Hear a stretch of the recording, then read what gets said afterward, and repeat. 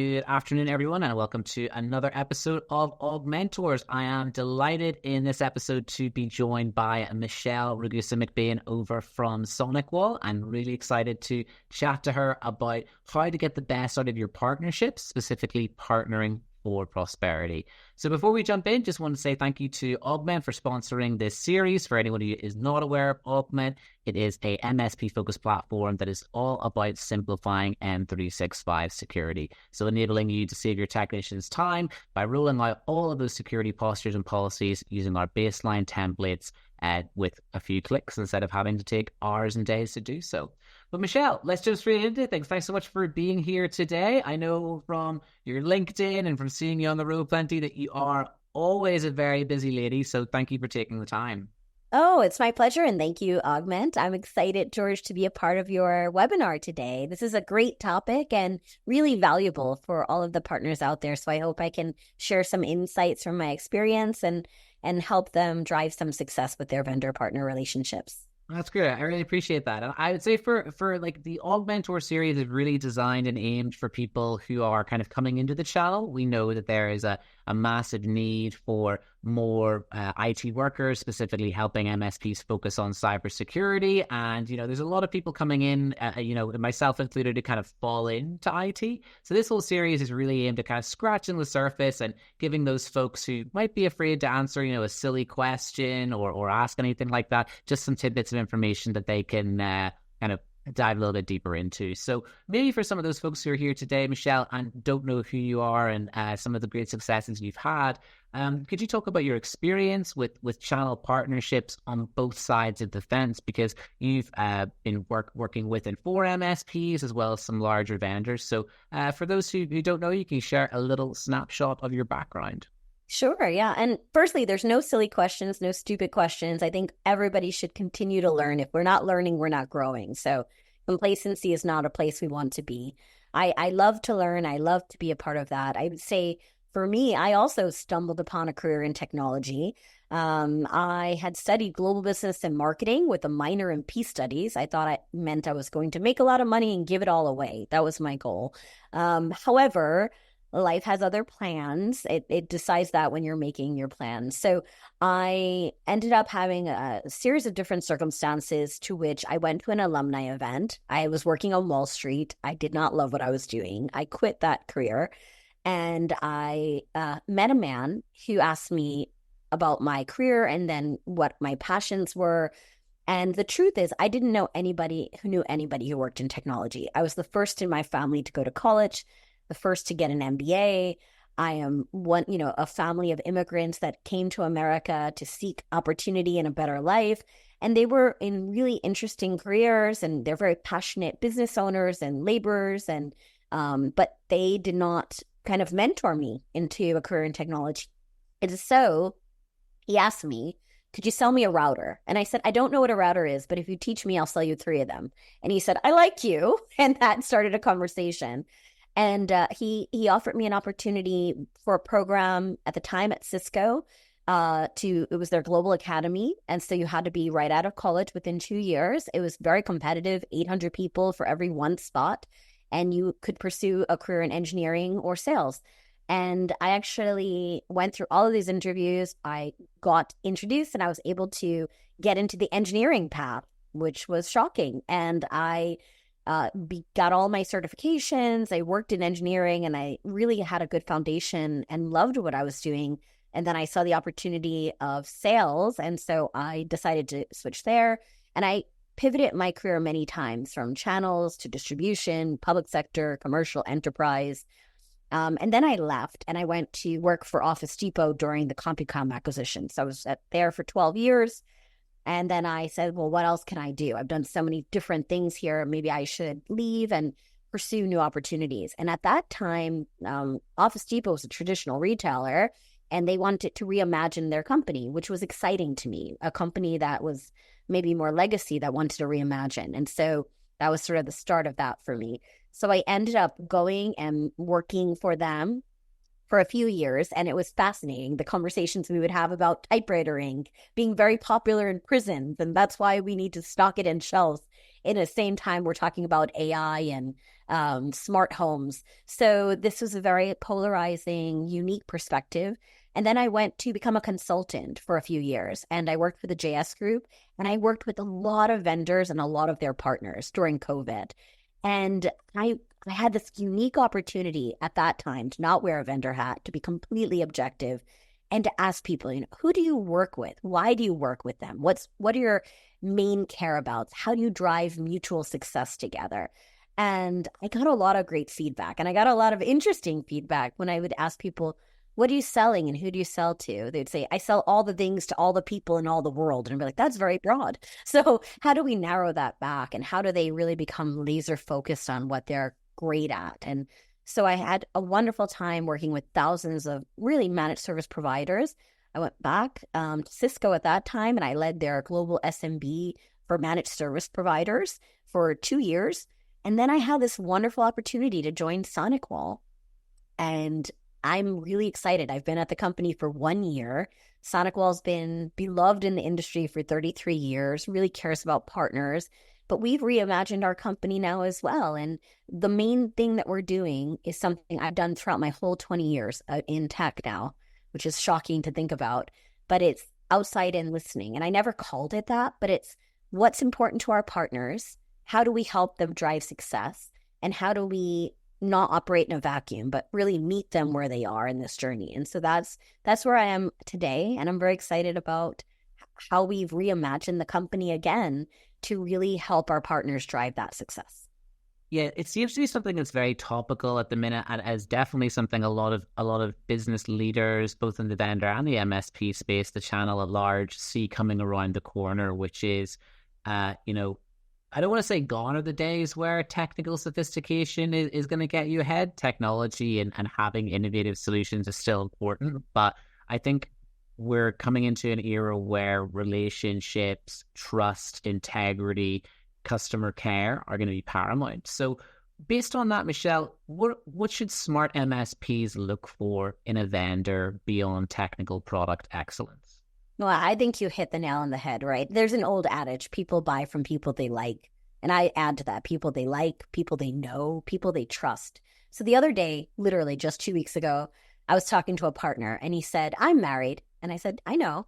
And he said, if I don't talk to my wife for a day or a week or a month or a year, am I still married? And I was like, oh, probably not. I don't think it would be going well for you at that point. And he laughed and he said, well, that's how partners feel about their vendors. And that's how vendors feel about their partners, right? It's mutual investment. A partnership's a handshake. It's a relationship. You're going to invest in us. We're going to invest in you. And together we're going to do really great things. But it's not just the products. I think many companies have wonderful best-in-class products. Not all with the great TCO that we have, but I do think that there is that element of it's not just speeds and fees. It's what else are you doing to help enable their growth, to help support them, to help build the relationship, to help with their strategic planning, with their marketing and their MDF or rebates. Are you co-branding, co-marketing, co-selling, co-innovating together, side by side?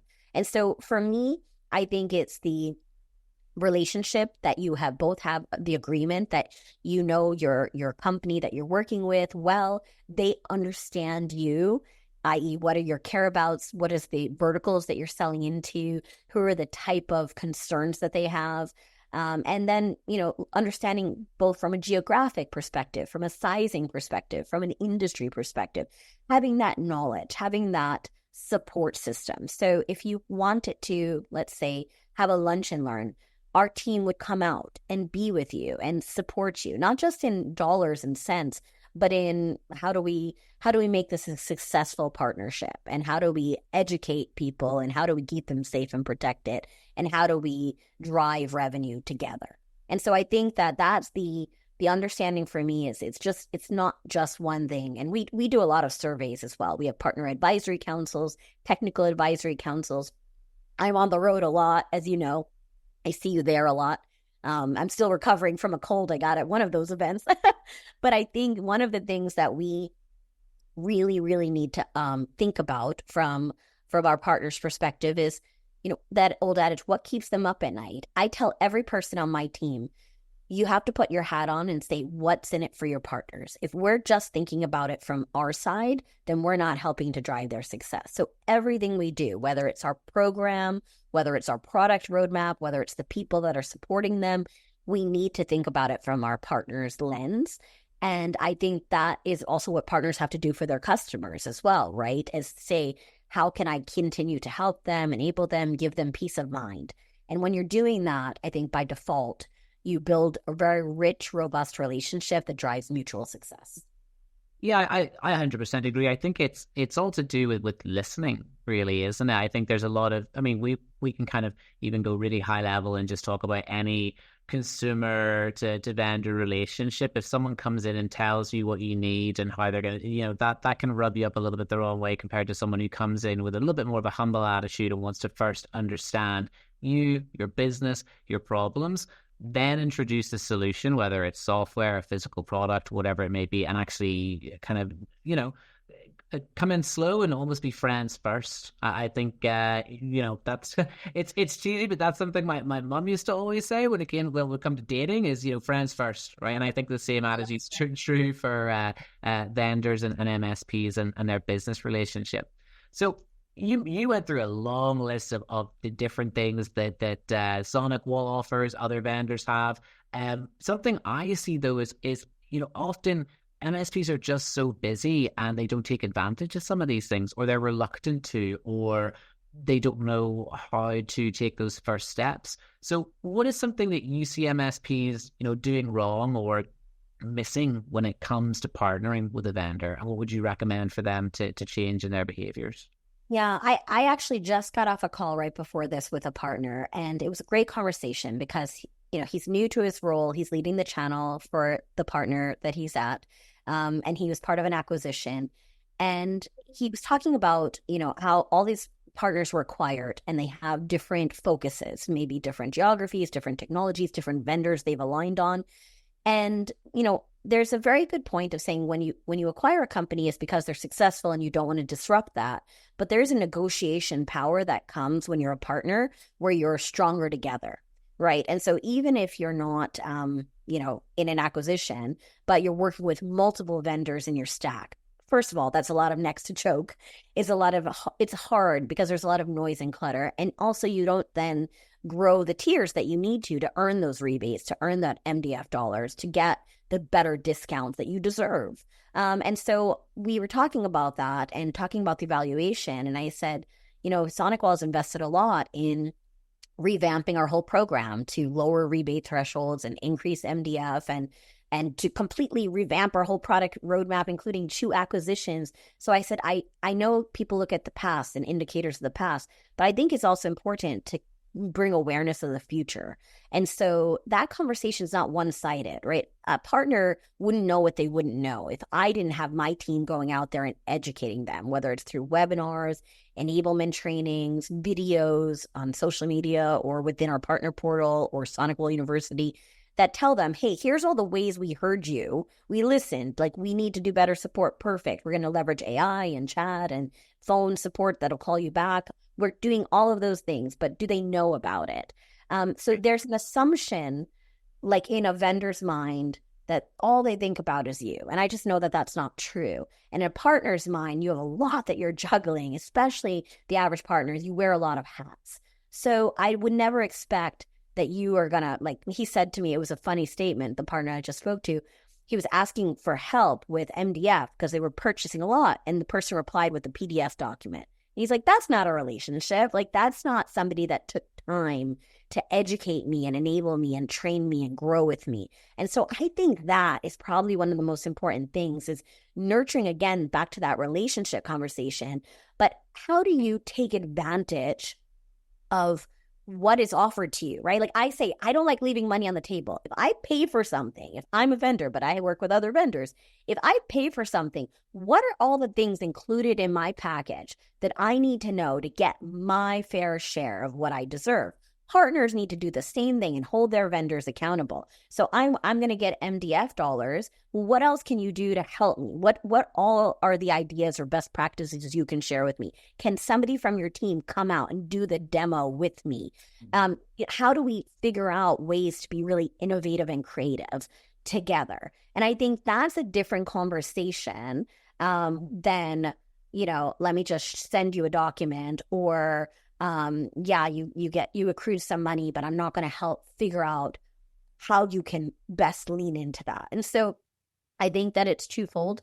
I think that partners really need to kind of streamline maybe a little bit of what they're doing, because that will get them more advantage and perks and benefits. But they also need to be vocal, because the squeaky wheel gets the grease, right? And if you tell somebody, I have an issue, or I want to see more of that, there are vendors like us who really do want to listen and care. And like you, I see you out there listening to your partners, people who want to listen and learn. That's the most important thing, because you can take that feedback back into your organization and you can make a difference. And that's where I would ask anyone, if you're having a struggle or a challenge, or there's an opportunity for us to do better, or for us to be best in class, share that feedback with your vendor partners so that they can lean in and improve some of those things for you. Yeah, I liken it to the classic relationship of someone who's on a health journey and a personal trainer, right? If you go seeking out your personal trainer and you say, okay, I want to get fitter, or I'm looking to achieve these health goals, and you're right, they send you a PDF or a generic plan, you're kind of like, wah, wah, okay, that's all right. But at the same time, but at the same time, you also have to be, as that person, honest and upfront and be like, look, I want to lose weight, and it's not just losing weight, I want to lose 30 pounds or whatever it is, or I want to get fit for this summer, or I'm dealing with this, whatever it might be. And then in turn, that trainer, the service provider, has to tailor and craft the program and also show that they care, and also bring that really sort of individualistic approach to how they're doing it. And those are the guys, the personal trainers, that do the best. I think those are the vendors that do the best, where it's taking the time to develop that relationship and understand that every MSP is different. You and I speak to so many MSP owners, Michelle, and there's the one type of owner who's the sales and marketing guy and is driving everything. There's another type who's more operations and actually making sure the business is functioning as a business. And then there's the other guy who still loves his tech and is in there like L3s, fixing things and heading out to on-sites to fix stuff. So and that's just 3 examples, and they would all need fundamentally very different types of support from their vendors, and be interested in different things and have different strengths and weaknesses. So one of the things, another question I wanted to ask you was, from your experience, can you tell us a little bit of a story, maybe from, whether it's with a previous vendor, consulting with an MSP, or maybe even a staff member you came across, something about a successful partnership between an MSP and a vendor. So maybe there was one where a vendor helped an MSP grow or become more successful. Like, what happened and what were the ingredients there that made that successful? Sure. I can actually share a real life story that just happened on my first day on the job at SonicWall. I made the announcement live at CP Expo, came on stage in front of 8,000 people to announce that I was the new channel chief of SonicWall, which was really exciting. Kept it all hidden and incognito, didn't let them put my name or face or anything. So everyone that attended got the surprise firsthand. And outside, there was a partner I used to work with throughout different iterations of my journey. And he said, congratulations, I'm so excited for you. We're about to leave you for so-and-so competitor. And I'm like, it's my first day on the job. I thought we were friends. Like, well, you have to give me a grace period. Can you tell me what happened? Can you tell me what's wrong? Can you tell me how we can fix it? And so we had this conversation. He expressed to me some of the problems that they were having that they had not shared really before. We ended up bringing in our head of product, Chandra Prasad, and some of the conversations entailed about our new roadmap of what we're doing. We couldn't reveal all of the things that we had planned, but a lot of it. And then I said to him, I'm leading the Partner Advisory Council. I would love if you join it. And why should you just, have feelings and then not participate? This gives you skin in the game and gives me skin in the game to say, we're going to work on this together to improve your issues, both from support or technical side, as well as, how do we help you grow with us? And that relationship has flourished. They've been a part of our advisory council for the past year now. Just attended our event. It's going to be one of the main speakers at our Elevate event coming in Dallas in June 12th. And I'm very excited because this was somebody who was about to walk out the door. They wanted to end the relationship. And here we are a year later. They've had huge impact on how we've reimagined our program. We've layered in the managed service provider piece into our Secure First program. So it doesn't matter if you're buying access points or firewalls or switches, or you're selling recurring revenue, you're going to earn points together. That was feedback from our partners. We do flexible consumption, billing in arrears, cancel anytime, because our partners wanted that. So all of the feedback that we ascertained from that community group got baked and built into our organic and our inorganic strategy. The acquisitions that we made were because of the request that we had. Like, I don't want to manage a SOC 24/7. I want it to be in-house in the United States. And now we're also building one in EMEA for our European partners, all based upon the feedback that we're getting. And so this is real actionable things. And I would say, there's a story, and I just want to share this because I love this story so much, because I've worked in this industry for 20 years. And our CEO is just, honestly, I didn't know people like this existed in tech, especially at the C level. And I say that with full transparency, and he's so humble, and he would hate that I said this, but he's one of the nicest, most wonderful humans who responds to every partner we have. And he writes me, a partner had a complaint and it took me 3 hours to respond. And I'm very sorry. As if I'm going to penalize our CEO for not responding quicker to a partner.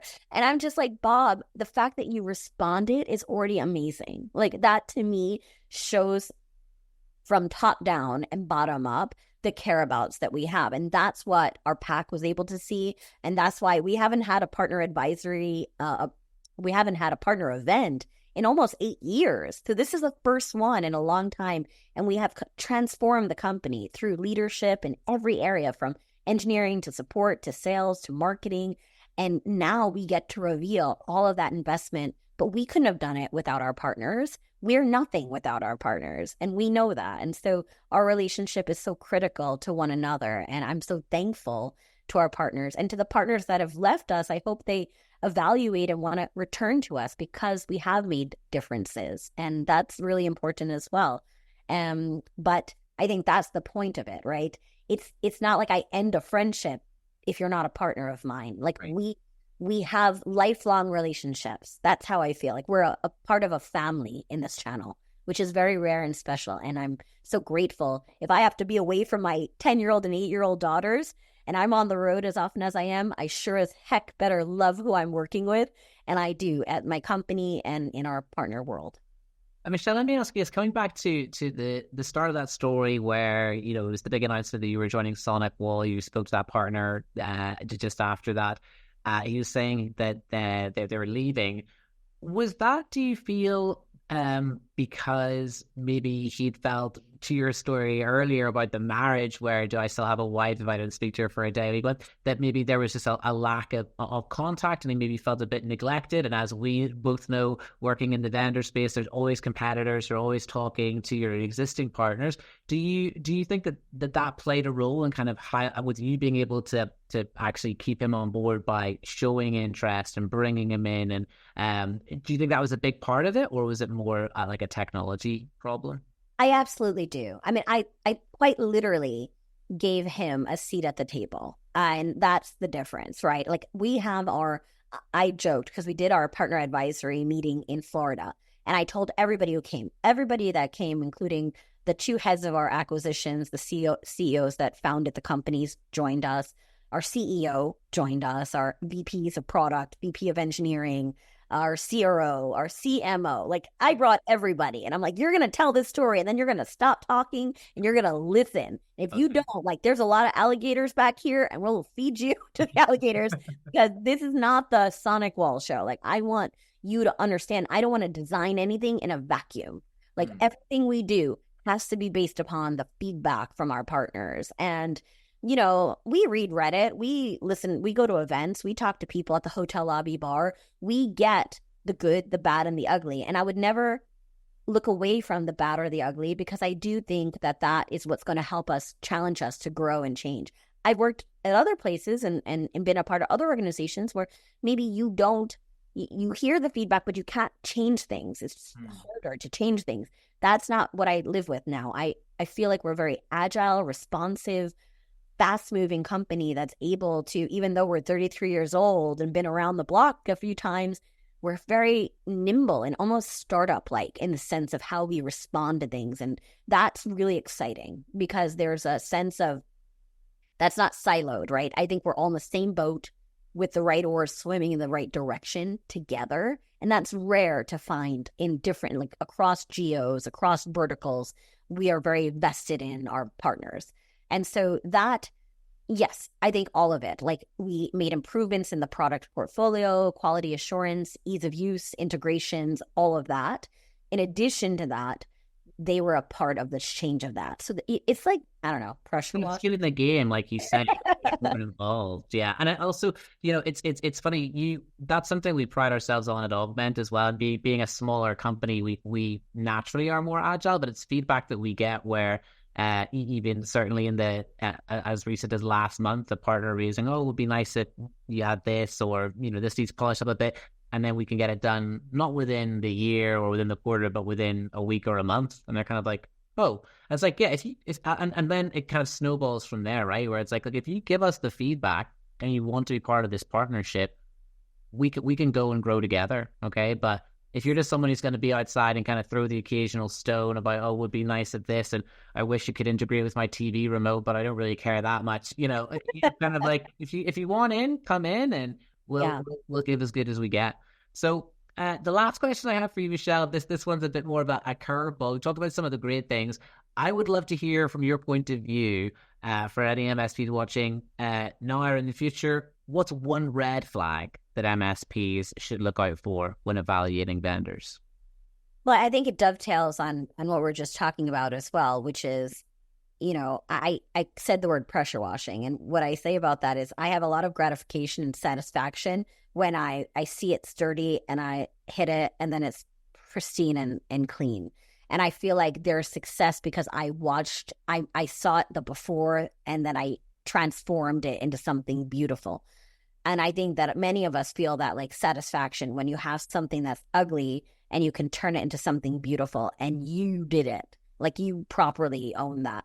And so I think that the bad is you give a bunch of feedback, you do your fair share, and you don't get the vendor to reciprocate, right? And there's clues and warnings to that. And this is where, in the conversation I just had, and they say, okay, we're going to evaluate all the partners we work with, we're going to simplify it because we want to gain, more loyalty.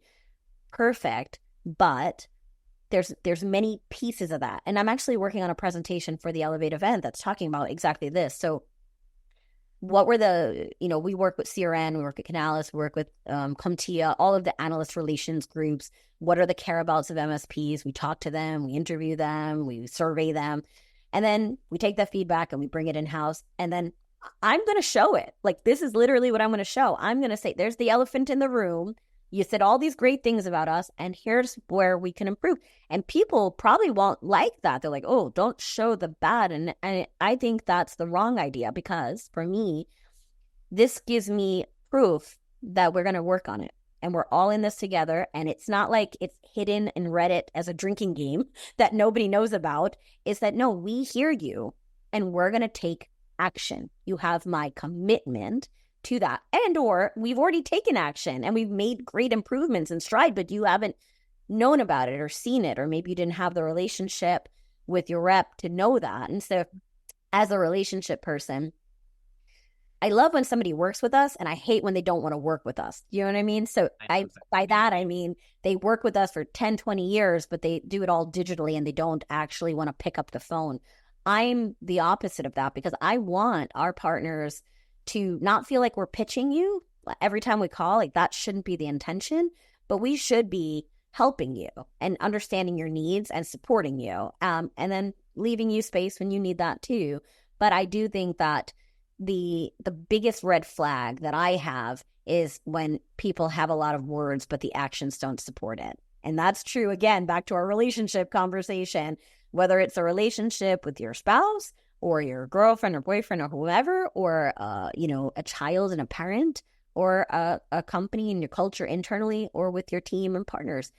You need trust is the most important foundation of any relationship. And you need to be able to believe that what somebody says, they're a person of their word, and that there's a commitment to that. If I shake your hand and I look you in the eye and I say, I hear you and we're going to take action on this, that I do something about it. Or if I can't, for whatever reason, that I'm transparent and honest about that as well, and say, here's what we can't do, but here's what we can.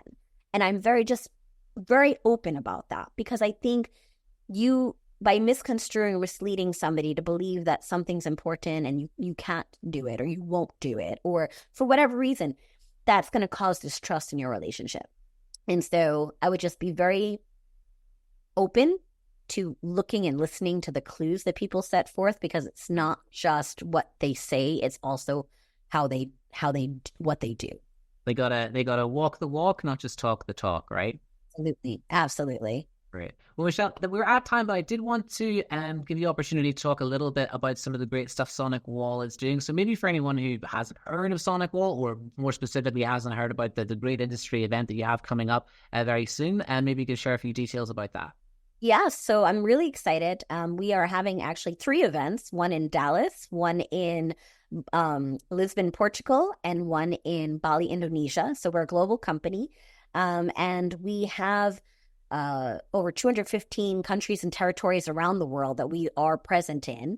And this is really exciting because we have not been able to host an event like this at scale for our partners in quite a few years. So we are, going to talk through a lot of things. We've reimagined our tech roadmap. We're working on our brand new integration strategy. Obviously, we acquired Solutions Granted for MDR, XDR, SOC as a service. So that's very exciting. Flexible consumption, cancel any time, start with one endpoint, no pressure. We also are rolling that into our Secure First program. So that's coming soon. It's in the works.